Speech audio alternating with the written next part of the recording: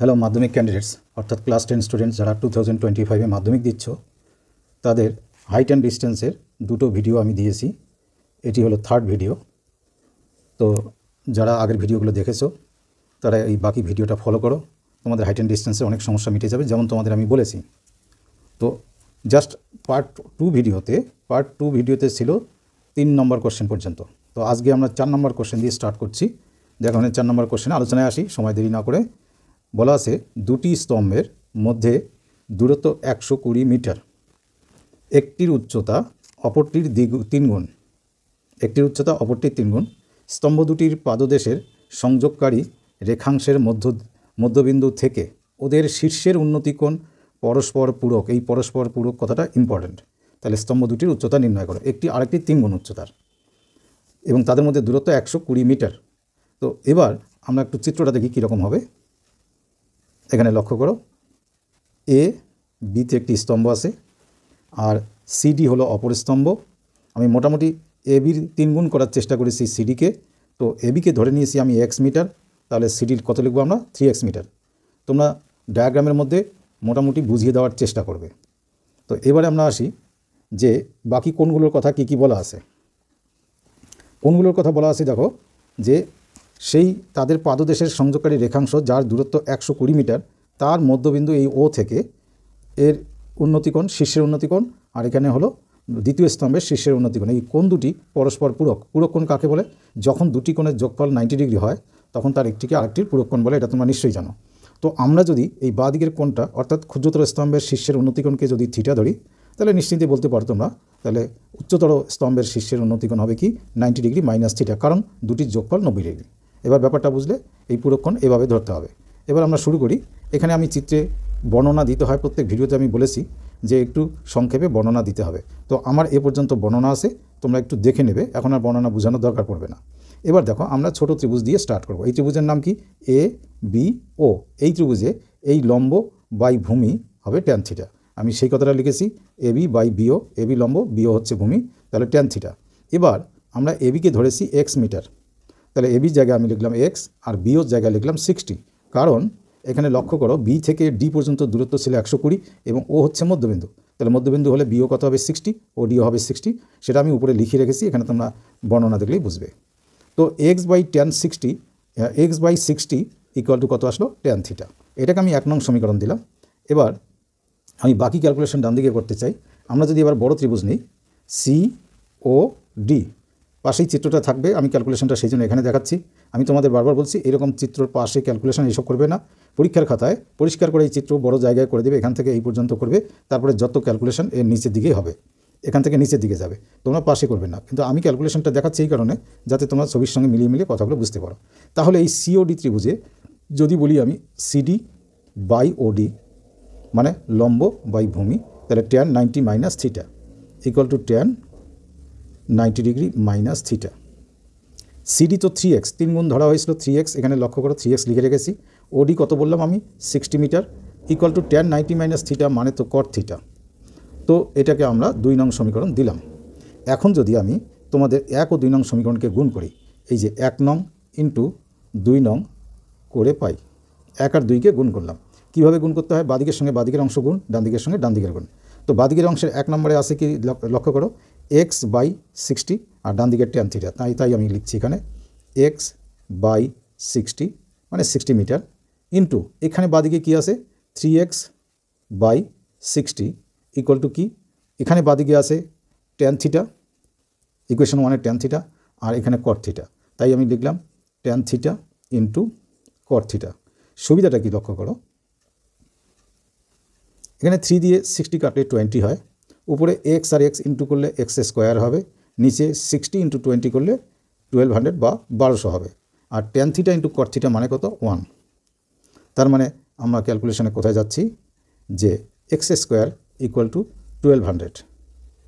তাহলে x equal to কী হবে? রুট ওভার হবে।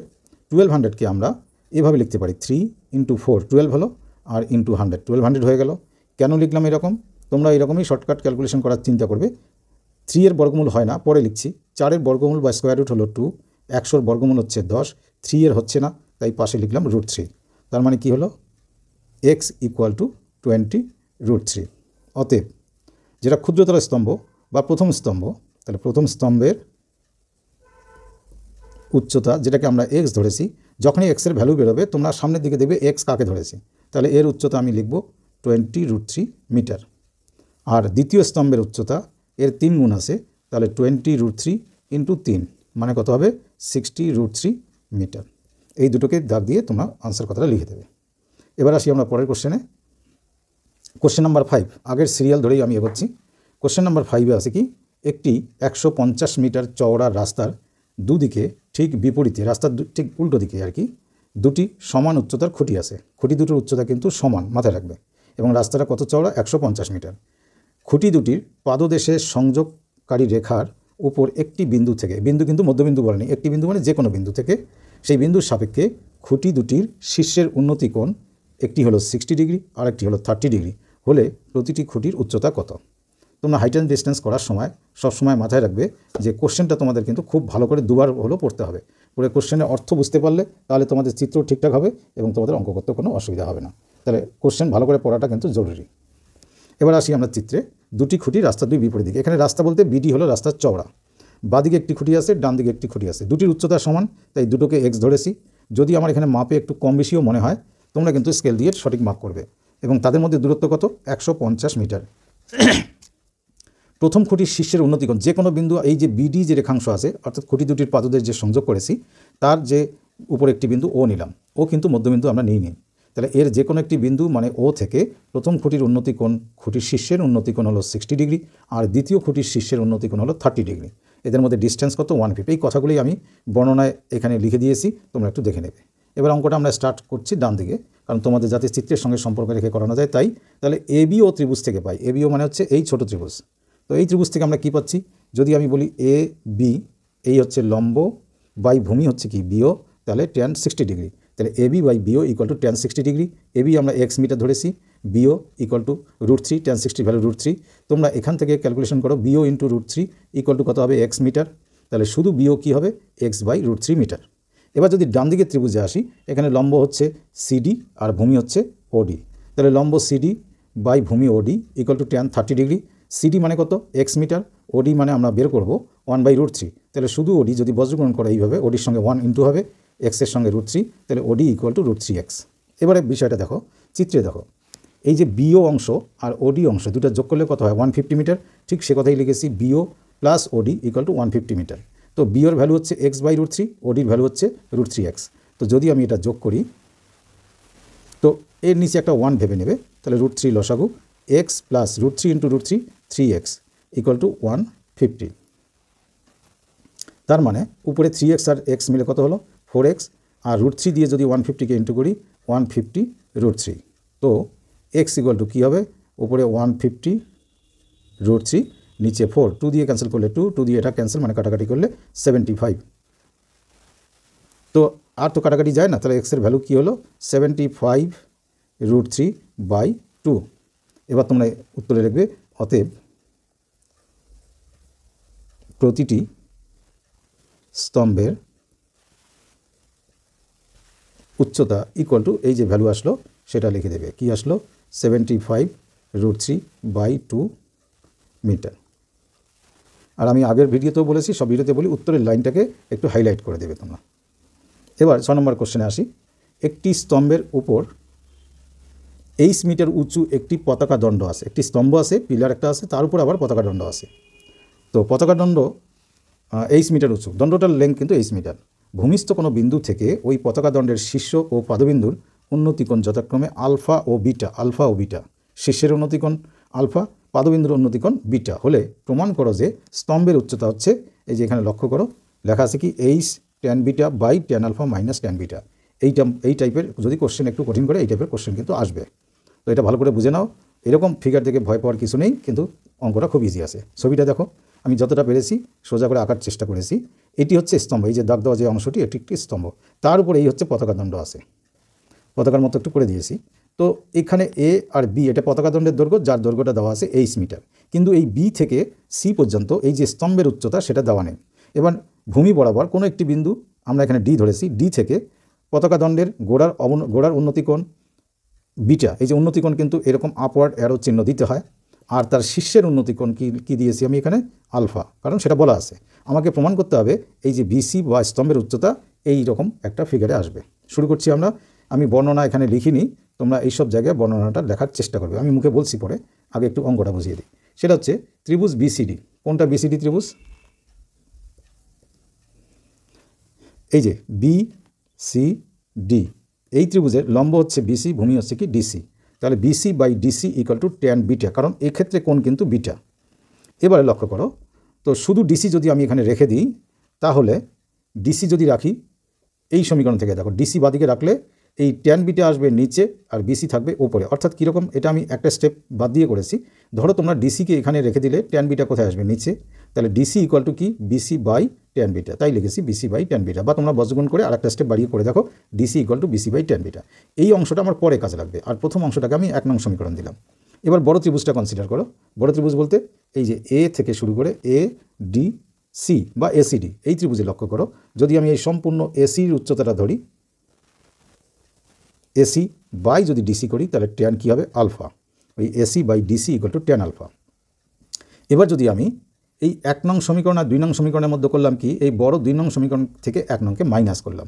এখানে লক্ষ্য করে এই যে মাইনাস চিহ্ন আছে, তাহলে আমরা বাদিকে পাচ্ছি এসি বাই ডিসি, তাহলে এসি বাই ডিসি লিখলাম। আর উপরের সমীকরণে আছে বিসি বাই ডিসি, তাহলে এখানে লিখলাম বিসি বাই ডিসি মাইনাস দিয়ে। তো ডান দিকে এখানে আছে ট্যান আলফা, আর উপরের সমীকরণে আছে কি? Tan beta. তাহলে এখানে কী হবে? Tan alpha minus tan beta. এবার দুই জায়গায় ডিসি আছে, লসাগু ডিসি হবে, উপরে কী হবে? A C minus B C, A C minus B C, স্বাভাবিক কথা। আর এদিকে tan alpha minus tan beta. A C minus B C চিত্রে দেখো, এটাই হলো পতাকা দণ্ডের উচ্চতা। এই যে এ থেকে সি বিন্দু পর্যন্ত মাইনাস করে দিলাম বি থেকে সি, একদম পুরো এসি থেকে আমি বিসি অংশটা বাদ দিলাম, তাহলে থাকবে কি? পতাকা দণ্ডের উচ্চতা। সেটা কত? এইচ। দেখো সেটা লিখেছি আমি এই জায়গায় এইচ। তাহলে এইচ বাই নিচে কত আছে? D C equal to tan alpha minus tan beta. যদি আমি এখানেও আগের মতো বজ্রগ্রহণ করে ডিসিকে বাদিকে রাখি, তাহলে এইচ থাকবে ওপরে, এটা আসবে নিচে। তোমরা আর একটা স্টেপ বজ্রগ্রহণ করে দেখবে। কিন্তু আমরা একটু আগে ডিসির মান কত বের করে রেখেছি, আমি প্রথমেই বলেছি ডিসিটা লাগবে কাজে। এই যে ডিসি বের করে রেখেছি কি? B C by tan beta. তাহলে ডিসির জায়গায় আমরা লিখব কি? দেখো বিসি বাই ট্যান বিটা। তো এবার আমার বিসি হলো পতাকা দণ্ডের উচ্চতা, তাহলে শুধু B C equal to tan beta কোথায় হবে? এইদিকে গিয়ে এইচের সঙ্গে গুণ হবে, তাই H tan beta by tan alpha minus tan beta. তাই এখানে ভাষায় লিখবে, অতএব স্তম্ভের উচ্চতা এখানে H tan beta by tan alpha minus tan beta, যেটা আমাদের প্রমাণ করতে বলছে। তাই এখানে কিন্তু উত্তর নয়, লিখবে প্রুফড। তো অঙ্কটা একটু ভালো করে মনে রাখবে, না দেখে করার চেষ্টা করবে। সেকেন্ড কোশ্চেনে চলে আসি। বলছে একই সমতলে অবস্থিত কোনো বিন্দু থেকে ওই সমতলের উপর লম্বভাবে অবস্থিত একটি দুর্গের শীর্ষের উন্নতিকোণ আলফা, ভূমির উপরেই দুর্গ দাঁড়িয়ে আছে, এবং ওই বিন্দু থেকে 8 মিটার উপরে উঠতে হলো। একটি 8 মিটার উপরে গেলাম, গিয়ে অপর একটি বিন্দু থেকে সেই দুর্গের পাদদেশের অবনতি কোণ হয়ে গেল কি? বিটা। মানে নিচের থেকে একটুখানি এখানে দুর্গ আছে, আমরা এইরকম 8 মিটার উপরে গেলাম, এখান থেকে এই পাদদেশের অবনতি কোণ হয়ে গেল কি? বিটা। আর এর গোড়া থেকে এর শীর্ষের উন্নতি কোণ হলো কি? আলফা। ব্যাপারটা এরকম, আমি হালকা করে এখানে হিন্টস দিচ্ছি এই কারণে, সেম টাইপের একটা অঙ্ক আমার পার্ট 2-তে আছে, সেটা ফলো করবে, এটা পেরে যাবে। প্রমাণ করো যে দুর্গটির উচ্চতা হচ্ছে, এই দেখো ট্যান আলফা বিটা দিয়ে ঠিক আগের অঙ্কের মতোই একটি ফিগার দেওয়া আছে, এটা প্রমাণ করতে হবে। আমি অঙ্কটা এখানে করিনি, লিখে রাখছি ডু ইয়োর সেলফ। আমি আশা করছি তোমরা পারবে, নাহলে আমাকে কমেন্টে জানাবে, আমি নেক্সট ভিডিওতে বা কেউ যদি হোয়াটসঅ্যাপ নাম্বার দাও তাকে পাঠিয়ে দেবো। এবার একটি কোশ্চেন, 8 নম্বর কোশ্চেন, খুব ইম্পর্টেন্ট কোশ্চেন, ভালো করে লক্ষ্য করো। 11 মিটার উঁচু একটি বাড়ির ছাদ থেকে দেখলে, এটি একটি বাড়ি কিন্তু 11 মিটার, তার ছাদ থেকে দেখলে একটি ল্যাম্পপোস্টের দূরে, একটু বাড়ি থেকে দূরে ল্যাম্পপোস্ট আছে, তার চূড়া আর পাদবিন্দুর অবনতিকোণ দুটোই কিন্তু অবনতিকোণে দেখা যাচ্ছে। তার মানে বাড়ির থেকে ল্যাম্পপোস্ট হাইটে ছোটো আছে, কারণ ল্যাম্পপোস্টের চূড়া বা পাদবিন্দু দুটার দিকে তাকাতে গেলে আমাকে মাথা নিচু করতে হচ্ছে, অর্থাৎ অবনতিকোণ। যথাক্রমে প্রথমটার ক্ষেত্রে 30 ডিগ্রি চূড়ার ক্ষেত্রে, আর পাদবিন্দুর ক্ষেত্রে 60 ডিগ্রি। ল্যাম্পপোস্টের উচ্চতা নির্ণয় করো। বাই তোমাদের বইয়ের এক্সাম্পলে কোশ্চেনটি দেওয়া আছে, এটা টেস্ট পেপার থেকে আমি লিখেছি, কিন্তু বইয়ের এক্সাম্পলে আছে, সেটা বলে দিচ্ছি। কিন্তু অনেকে বইয়ের যে চিত্র সেটা দিয়ে অঙ্কটা করতে গিয়ে একটু ঝামেলায় পড়ে। আমি যেভাবে করছি এটা দেখে নাও, ইজি লাগবে এবং এভাবেই করার চেষ্টা করবে, এবার তাতে অঙ্কটা তোমরা বুঝে নিতে পারবে। চিত্র দেখো, এটি হচ্ছে বাড়ি, এ থেকে বি বাড়ি, আর ল্যাম্পপোস্ট হচ্ছে এই ডি থেকে সি পর্যন্ত। এই গোটা বাড়ির উচ্চতা এবির গোটার উচ্চতা হচ্ছে কত? 11 মিটার। এখানে জায়গা নেই, আমি লিখিনি, তোমরা লিখে দিও ভালো করে। তো এই ল্যাম্পপোস্ট, বাড়ির ছাদ থেকে যদি ল্যাম্পপোস্টের পাদবিন্দুর দিকে তাকায়, তাহলে এই যে এই পর্যন্ত পাদবিন্দু পর্যন্ত যে অবনতিকোণ সেটা 60 ডিগ্রি। আর ল্যাম্পপোস্টের চূড়া থেকে যদি পাদবিন্দুর চূড়ার পর্যন্ত, ল্যাম্পপোস্টের এই বাড়ির ছাদ থেকে, একটু গোড়ার থেকে বলি, বাড়ির ছাদ থেকে যদি লক্ষ্য করে ল্যাম্পপোস্টের পাদবিন্দুর অবনতিকোণ 60 ডিগ্রি। আবার বাড়ির ছাদ থেকে যদি ল্যাম্পপোস্টের চূড়া ডি বিন্দুর দিকে তাকায় তাহলে অবনতি কোণ 30 ডিগ্রি। এখানে মনে রাখবে এই সরলরেখাটি অবনতি কোণ বানানোর জন্য যে টানা হয় সেটি কিন্তু ভূমির সমান্তরাল। তাহলে এখানে যদি আমি এসিকে ভেদক ধরি তাহলে এই 60 ডিগ্রির একান্তর কোণ হবে এই কোণটি, এখানে আমরা লিখব কত 60, তেমনি করে এই 30 ডিগ্রির একান্তর কোণটি এখানে হবে 30 ডিগ্রি। এই হলো আমার দরকারি জিনিস। আর এবি আছে কত 11 মিটার, আমাকে বের করতে হবে কোনটা সিডি। তাহলে বর্ণনা দেবে তোমরা, এবি হচ্ছে বাড়ির উচ্চতা 11 মিটার, সিডি হলো ল্যাম্পপোস্টের উচ্চতা বা ডিসি বলতে পারো তোমরা, ডিসি বললেও হবে, ল্যাম্পপোস্টের উচ্চতা প্রশ্নবোধক চিহ্ন। তারপরে এই কোণগুলোকে একান্তর কোণ হিসাবে লিখবে, অথবা দেখো আমি এখানে লিখে দিয়েছি, তোমরা এখান থেকে ধীরে ধীরে দেখে নিতে পারো, এটা নিয়ে সময় নষ্ট করছি না। এবার আমি আসি ত্রিভুজ এবিসি থেকে পাই। ত্রিভুজ এবিসি মানে পুরো বড় ত্রিভুজ থেকে পাই এ বি সি। এখানে লম্ব হচ্ছে দেখো এ থেকে বি আর ভূমি হচ্ছে কোনটা বিসি, তখন হবে কত tan 60, A B by B C equal to tan 60। এবিটা কত 11 মিটার বাড়ির উচ্চতা, বিসি বিসিই থাকলো, tan 60 ভ্যালু √3। যদি বজ্রগুণ করি B C into √3 equal to 11 metre, শুধু বিসি ইকুয়াল টু কী হবে তাহলে 11/√3। তখনকার মতো একটি স্টেপ আমি লিখিনি, তোমরা একটু করে নিও। এবার বিসি তাহলে পেলাম কি 11/√3 মিটার। এবার চিত্রে দেখো ইডি আর বিসি কিন্তু সেম, চিত্রে দেখো এই যে ইডি আর বিসি কিন্তু সেম। কারণটা কি, এই দুটো লম্ব হওয়ার জন্য এই দুটো সরলরেখার সমান্তরাল। এবার আমরা কি করেছি, এই বিসির সমান্তরাল করে ডি টেনেছি, অথবা ডি থেকে ই লম্ব টানলাম, তাহলে এটাও সমান্তরাল এটা হবে। এটি একটি কিন্তু আয়তক্ষেত্র হয়ে যাচ্ছে, কারণ এই কোণটি কত 90 ডিগ্রি, আয়তক্ষেত্রের বিপরীত বাহু সমান। এই কনসেপ্টটা দেওয়ার জন্য এটুকু বললাম। তো আমাদের কি হলো তাহলে, ইডির সমান কি বিসি, তাই লিখলাম ইডি বিসির সমান, আর বিসির ভ্যালু একটু আগে পেয়েছি কত 11/√3, পরে কাজে লাগবে। এবার আমি এখান থেকে ক্যালকুলেশনটা বাদিকে অ্যারো দিয়ে দিলাম। তোমরা এভাবে পরীক্ষায় কখনো এদিক ওদিক করে করবে না, পরপর নিচে করে যাবে। আমি এখানে তোমাদের চিত্রের সঙ্গে সম্পর্ক রেখে বলার জন্য বলছি। এবারে আমরা বড় উপরে ত্রিভুজটি নিলাম।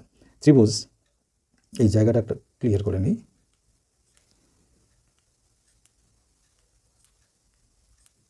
ত্রিভুজ এ ই ডি থেকে পাই, এখানে এইটা হলো লম্ব, ডিই বা ইডিটা হলো ভূমি, তাহলে এই লম্ব বাই ভূমি ইকুয়াল টু tan 30। দেখো তাই লিখেছি, এই by ED equal to tan 30। এইর ভ্যালু জানা নেই, ইডির ভ্যালু একটু আগে এখানে বের করেছি। তো 11/√3 কিন্তু এই লাইন বরাবর নিচে হবে, ইকুয়াল টু দিয়ে এই লাইন কিন্তু সোজা থাকবে, এটা সম্পূর্ণটা কিন্তু নিচের পার্ট, ভগ্নাংশের নিচের পার্ট। তো tan 30 ভ্যালু 1/√3, তাহলে যদি আমি এই লিখি তাহলে কি হবে, 1/√3কে আমরা বজ্রগুণ করবো, এই রাশি দিয়ে কোণাকুণি গুণ করবো। এই রাশিটা কি 11/√3 এত মিটার। এখানে লক্ষ্য করো, তাহলে এই ইকুয়াল টু আসবে কি, উপরে 11 নিচে কি 3 মিটার। তো আমার এই কিন্তু উত্তর না। আমি আবার এখানে একটু দাগ দিয়ে তোমাদের এই জায়গায় করে দিচ্ছি, যাতে চিত্রের সঙ্গে সম্পর্ক রেখে বলতে পারি।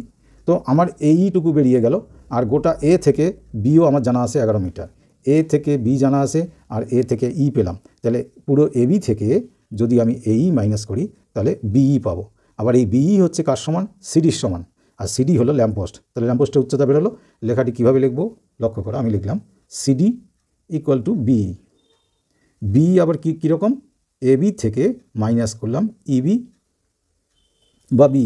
এবি হচ্ছে 11, ইবি বা বি, সরি ইবি না, এই উপরের অংশটা একটু চিত্রে দেখাচ্ছি আমি। এই হলো এবি, তার থেকে মাইনাস করব এ ই, তাহলে আমার বেরিয়ে আসবে কি বি।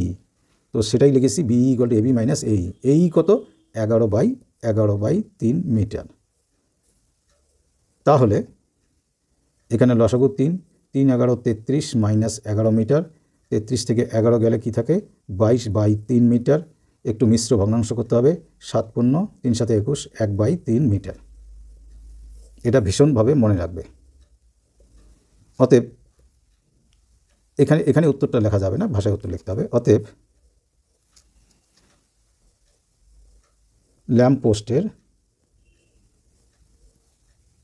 ল্যাম্পপোস্টের উচ্চতা ইকুয়াল টু 7 পূর্ণ 1/3 মিটার। তোমরা প্রত্যেকে কিন্তু সেন্টেন্সে উত্তর লিখবে, যেখানে এক্সের ভ্যালু বেরোবে বা এই বি বেরোবে সেখানে লিখবে না। তো যাই হোক, তোমরা তো আপাতত এবিটিএ টেস্ট পেপার হাতের কাছে পেয়েছো। কাল পরশু 2-1 দিনের মধ্যে পর্ষদ মাধ্যমিক মধ্যশিক্ষা পর্ষদের টেস্ট পেপার পাবে। টেস্ট পেপার পাওয়ার পর বিশেষ করে মধ্যশিক্ষা পর্ষদের প্রায় সব পেজের হাইট অ্যান্ড ডিস্টেন্স সলভ করার চেষ্টা করবে। তোমরা যদি কমেন্টে কোনো ডিমান্ড করো তাহলে আমি হাইট অ্যান্ড ডিস্টেন্সের আরও কিন্তু আরেকটি ভিডিও আমি দেবো।